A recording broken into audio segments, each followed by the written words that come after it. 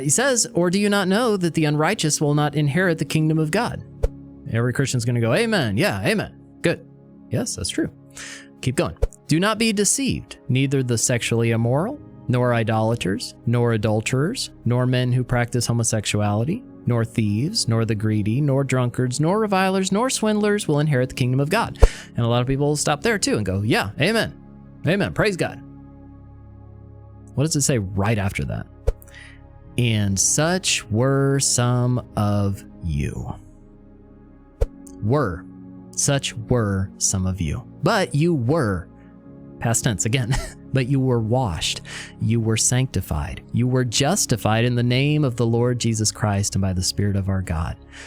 A lot of times people forget what God has saved them from whenever they look at others who may sin differently than they do. When we who have been forgiven should be the first to forgive. We should be the first to show mercy, grace, kindness, not excusing sin, realizing I'm not the judge of sin. The judge of all the earth will do right. My job is the great commandment to love the Lord my God with all my heart, soul, mind, and strength, and love my neighbor as myself, and the great commission to go into all the world, preaching the gospel to all creation. The Holy Spirit's the convictor, not me.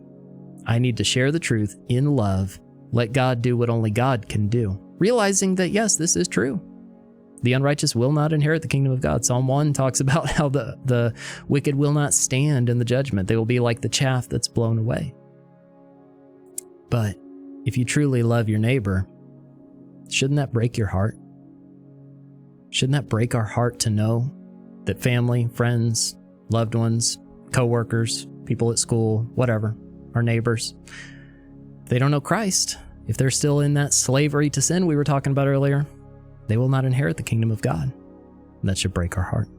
So, show a true act of love by going into all the world, sharing the good news, the gospel, in love.